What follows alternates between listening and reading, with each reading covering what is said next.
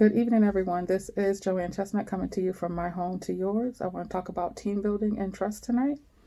So the first thing I want to do is give a working definition of team. So the working definition that I have is a group coming together to achieve a common goal. It's a group of people, whether it be a sports team, a group at work, whatever it is, they're coming together for a common goal.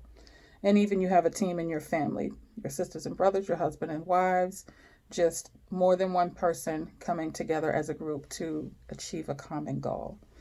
Okay, so now we're going to look at characteristics of a team. What does a good team look like? What do they do? A good team, it says here that I wrote from what I gleaned, that they communicate well with one another. They have an open door communication. There's safety in the communication. And what I mean by that is you don't want to have, so we all have had managers that are unapproachable, or people or partners that are unapproachable, that you can't bring anything to them because they don't have a open mind about communicating. So that the team should communicate well with one another and have an open door policy for wanting to communicate. They focus on a common goal and common results. Everyone contributes their fair share. They offer each other support. They have fun. They have mutual accountabilities, defined roles, and the biggest one here that I have an asterisk is that they trust one another. So I think it's hard to have a dynamic, good team without trust. Whether it be in your workplace, wherever your team is, if you have, especially on sports teams, if someone wants to be the eye in the team and make it all about them, you're going to have a problem, probably going to be losing a lot of games and not have the camaraderie of your team members. Team is about the whole group, not the one. So in order for you to have a good, strong team, I did mention that trust in one another was the most important thing. So I wrote down some definitions about trust. It said firm belief in the reliability, truth, ability, or strength of something or someone. Confidence in the honesty or integrity of a person or thing. An example of trust is a belief that someone is being truthful, that they will do what they said they will do. Okay. I looked up a couple of other words that stood out for me as far as a team. And one of them was synergism or synergy. So synergism says the interaction of elements that, when combined, produce an effect that is greater than the sum of the individual parts, meaning together you do more than you do as an individual. And synergy is a joint action. That's the verb, a joint action that increases the effectiveness of each member of a team. So meaning you and I make each other better, right? All the parts of the team make the whole better. Okay. So I did want to read that so I could talk about what it is to have a good team, what it looks like, and how important trust is to that team. I wanted to read my scripture first, and then I'll go a little further. So I'm reading here today, and I'm reading from Mark chapter 3, verse 13. So Mark 3:13. It says, Jesus went up on a mountainside and called to him those he wanted, and they came to him. He appointed 12 that they might be with him, and that he might send them out to preach and to have authority to drive out demons. These are the 12 he appointed: Simon, to whom he gave the name Peter, James, John, Andrew, Philip, Bartholomew, Matthew, Thomas, James, Thaddeus, Simon, and Judas. Okay. I want to read another little excerpt in my Bible. This is my leadership Bible. And it says, Jesus appointed these 12 apostles, that they might be with him, and that he might send them out to preach. Jesus knew that this was the team that would be with him for the rest of his ministry, and he was prepared to pour himself out unreservedly into their lives. So when you think about good teamwork and good team building, what you glean from that excerpt right there is that not only was Jesus a leader, but he was a servant leader, because it says after he got the team together that he would pour himself out to them, that he was going to be of service to them. So that tells you that his leadership type was a servant leader. And we have many different leadership types. And servant leader is the one that I believe in, because I believe in order for you to lead, you have to follow, you have to serve people. And that's what Jesus did most of his ministry. He was a servant, man and God at the same time, but being a servant. And so I wanted to talk about this today because I think as we go forward and we look at other topics and we look at where we're going from here, it's going to be really important for us more now than ever to have a good team around us, to be surrounded by a good team. So as I said earlier, if you're on a sports team and you try to hog the ball, so to speak, when you're, like a ball player, you quickly find out that your team is not going to be happy with that, because there's an old adage that says there's no I in team, right? So you have to make sure that, for one, there's synergy, the energy is good, that you guys are working together, that there is trust there, that you can rely on these people to do what they say they will do. If for whatever reason they can't, they are accountable for their actions. And it's just going to be really important going forward to be cautious about the people that you surround yourself with and be a part of a good team. Not only do you want to make sure you're a part of a good team, you have to watch people's relationships with other people outside of you.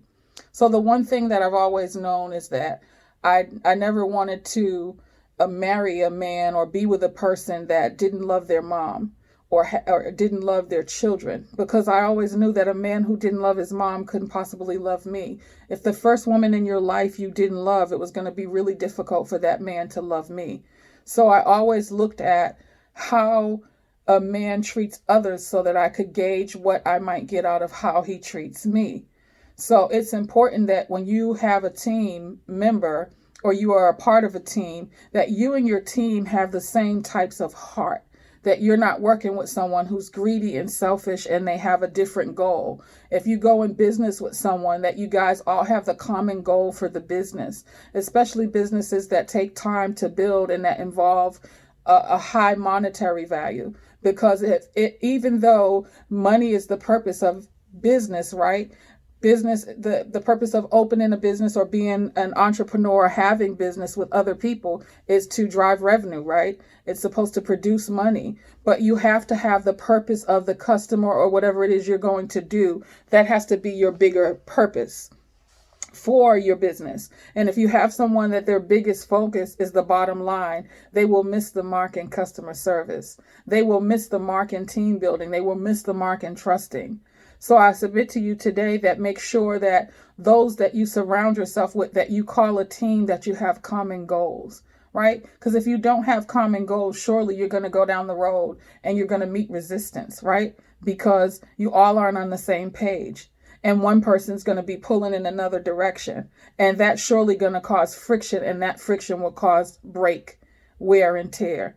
So not to say that teams don't have disagreements, but one thing about a good team is, as I mentioned earlier, they communicate well with one another. They find a way to come to a solution where everyone can be comfortable. They find a way to understand your point of view or your perspective, even if they don't agree with it, because they want to be a good team player. You hear the old adage that says, take one for the team. That involves sacrifice.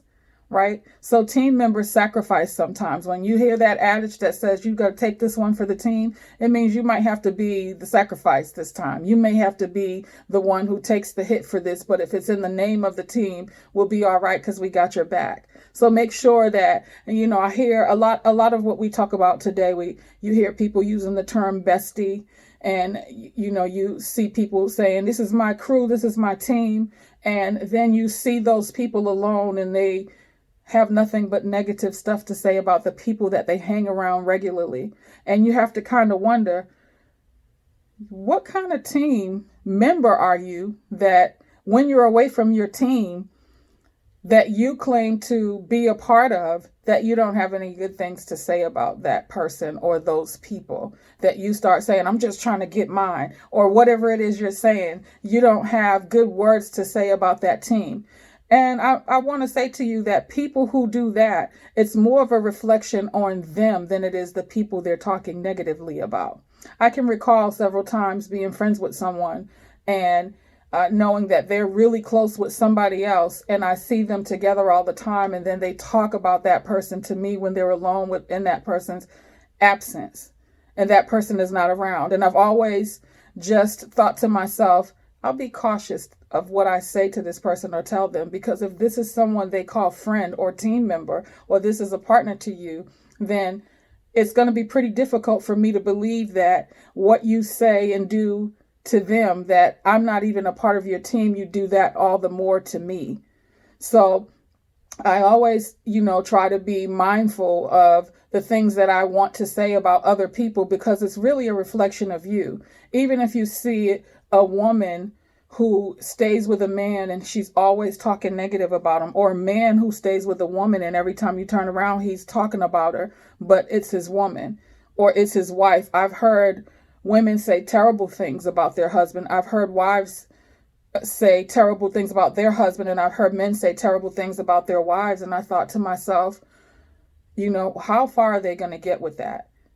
I know that people struggle and they have a hard time. You should have a confidant. You should have someone you could talk to, someone in your church, some other party that is mutual, that wants to see you succeed, that wants to see you guys make it and want to see you happy. Because if you don't, and you say that to the wrong people, and you have those conversations with the wrong people, it's going to go to the wrong place and end up in the wrong way. So it's important to be mindful of the things you say to others about people you call your teammates or your team members. So I was thinking about a lot of this because I was watching Michael Jordan's Last Dance, and I've always looked up to him and admired him so much for what he's done, and Kobe as well. And he was a big fan of mine for a long time, and also he was a mentor to Kobe. And so when I started watching some of this video, I came to realize that Kobe and him seem to be, in my own opinion, and I could be wrong, two very different people. Because that video, and it was his documentary, and he depicted himself as very bullyish and very obnoxious at times to his team members. And I mean, he was the greatest. And people always say it's lonely at the top, but I don't think it has to be. I think that's a matter of your mindset. If it's lonely at the top, it's because you're doing something wrong when you're at the bottom and getting to the middle. If you're lonely at the top, it's because you've done something wrong along the way, because it doesn't have to be lonely at the top. If you treat your team members right, even if you have wrong apples, what's going to happen? It's going to get exposed and they'll fall off, but you maintain your character. You maintain your good integrity, your moral fiber, your moral compass in that team. And whatever is not supposed to be a part of it will fall off. Surely it did in the Bible, because we know that Judas betrayed Jesus, right? And in the end, what happened? He killed himself, right? He killed himself, because that stuff will happen eventually when you are not a part of the team, when your heart is not in the right place.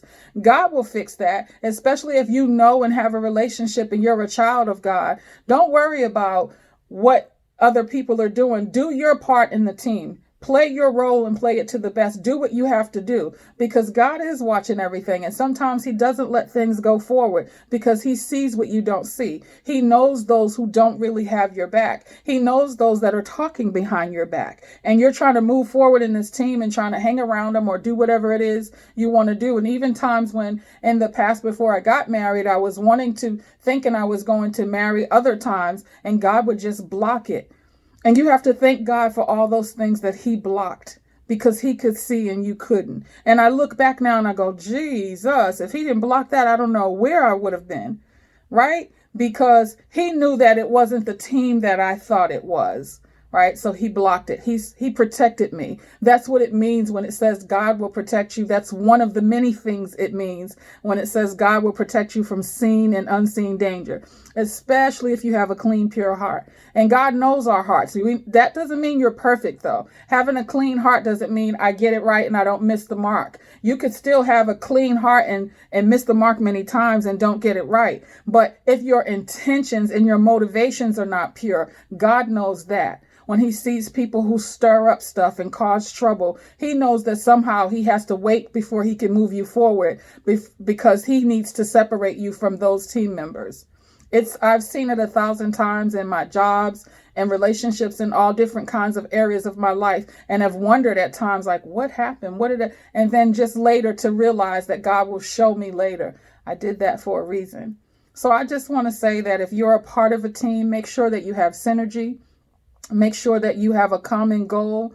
Make sure that you are trustworthy and you are with others who are trustworthy, because your team is only strong as your weakest link. And make sure that is not you. This is my 15 minutes of faith. I hope it blessed you. And if it is God's will, I'll see you again tomorrow. Good night.